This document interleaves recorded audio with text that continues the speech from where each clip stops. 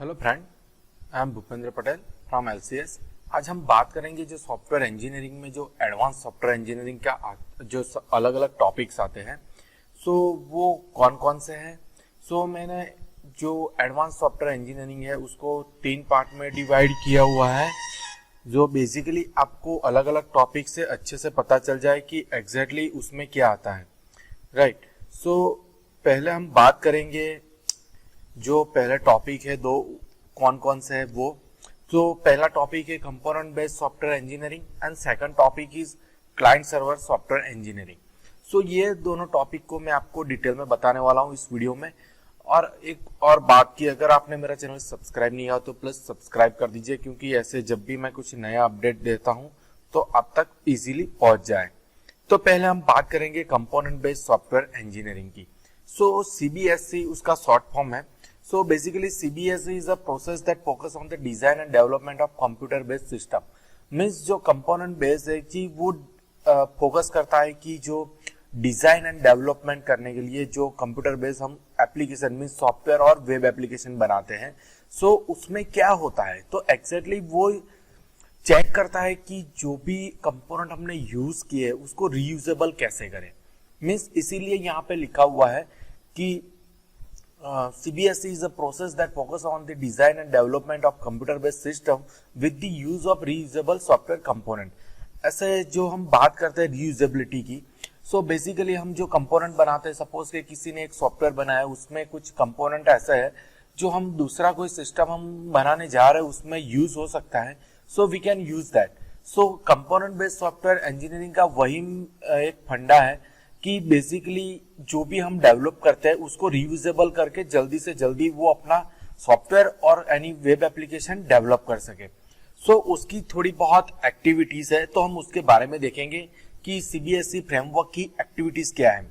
सो पहली है हमारी कंपोनेंट क्वालिफिकेशन।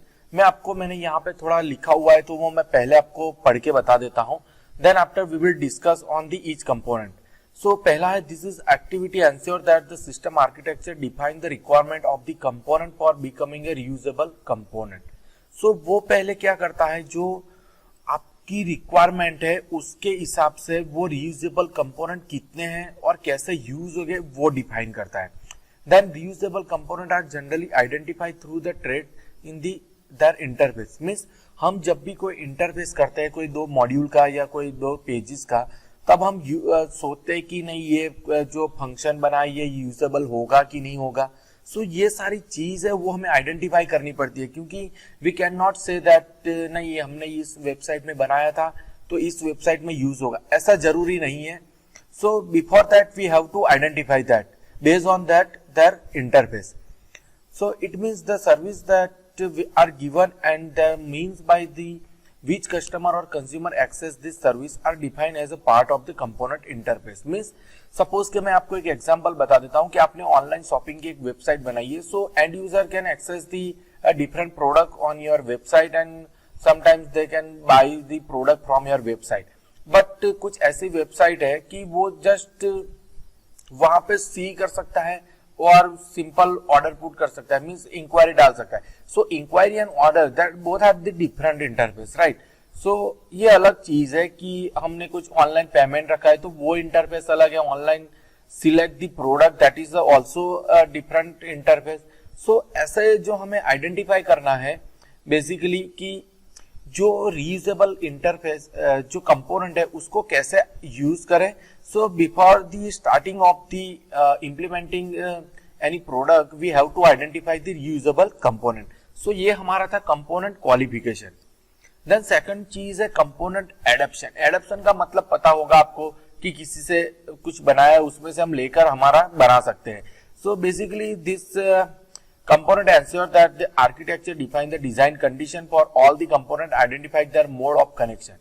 so basically ये जो adoption है वो चेक करता है कि उसकी डिजाइन कैसी है for the component as well as the identify their mode of connection। means वो कैसे कनेक्ट हुआ है, राइट।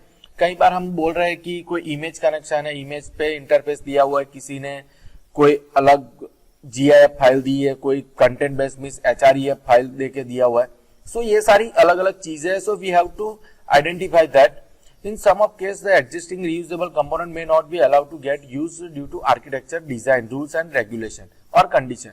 So मैंने जैसे बताया कि आपको जो अलग अलग यूज किया हुआ है तो आप वहां से यूज करोगे तो उसका आर्किटेक्चर अलग होता है, मीन्स प्रोटोटाइप और GUI भी हम बोल सकते हैं. सो उसके बेस पे हम अपना यूज नहीं कर सकते जो रीयूजेबिलिटी हम अभी करना चाहते हैं. This component should adapt and meet the requirement of architecture और reuse and replace by other more suitable component. Means उसको क्या करना पड़ता है कि बेसिकली वो कंपोनेंट को अडॉप्ट करके उसको रीडिजाइन करना पड़ता है अपनी रिक्वायरमेंट के हिसाब से. Then after we will use it in a new website और न्यू सॉफ्टवेयर. अब हम बात करेंगे कंपोनेंट कंपोजिशन. सो कंपोजिशन क्या है, तो वो देखता है कि architecture style of the system integrate the software component and from working system. Means उसको कैसे इंटीग्रेट किया गया हुआ है, मीन्स जो भी हमने बनाए हैं वो इंटीग्रेट किया है एक सॉफ्टवेयर के साथ. सॉफ्टवेयर का कोई इंटीग्रेशन कोई वेब बेस पे भी हो सकता है, क्योंकि अभी हम देखेंगे कि बहुत सारी एप्लीकेशन है जो web base as well as desktop दोनों में रिफ्लेक्ट होता है. सो ऐसी चीज होती है. So we have to identify some connection and coordination of mechanism of this system and then after we will finalize we will use as a reusable or not. And finally component update means जो भी हम use करते हैं कि suppose कोई हमने component use किया reusability, लेकिन उसको अपडेट करनी जरूरी है. लेकिन समटाइम्स क्या होता है कि जो थर्ड पार्टी हम API ऐसा कुछ लेते हैं, so we can not update it, we have to use the existing API. Means जो सपोज कि मैं फेसबुक वाले जो अभी दे रहे हैं उसको आपने बोलना है कि नहीं मुझे तो एक ही चीज चाहिए, कितनी लाइक है वो अलग अलग नहीं चाहिए. So we can not change it और मॉडिफाई इट. सो हमें वही यूज करना पड़ता है और कई बार पॉसिबिलिटी है कि हमने बनाया है तो हम वी कैन कस्टमाइज इट. सो ये हमारा था component based software engineering framework activities. अब हम बात करेंगे client server software engineering. Basically हमें पता है कि आपने कंप्यूटर नेटवर्क में भी देखा होगा कि what is the client and what is the server. Server means whatever we have install और the host the our web application and we can access from the remote PC or mobile or laptop. So that is a client. So client जो remote location पे से access करता है जो भी हमारी अलग अलग फाइल्स है और एप्लीकेशन है as well as software. So basically client server software का मतलब वही होता है कि कोई भी सॉफ्टवेयर डेवलपमेंट में जब भी हम यूज करते हैं तो एक अलग से डायरेक्टरी बनाते हैं और हम वहां पे स्टोर करते हैं सारी information. So whenever we require it we can use it. So basically common फंडा है ये क्लाइंट सर्वर एप्लीकेशन का. सो इस वीडियो में हमने देखा component based software engineering and client and server application. So इस वीडियो में इतना ही. Thank you for watching my YouTube channel. अगर वीडियो पसंद आए तो प्लीज वीडियो को लाइक और चैनल को सब्सक्राइब कर दीजिएगा. Thank you.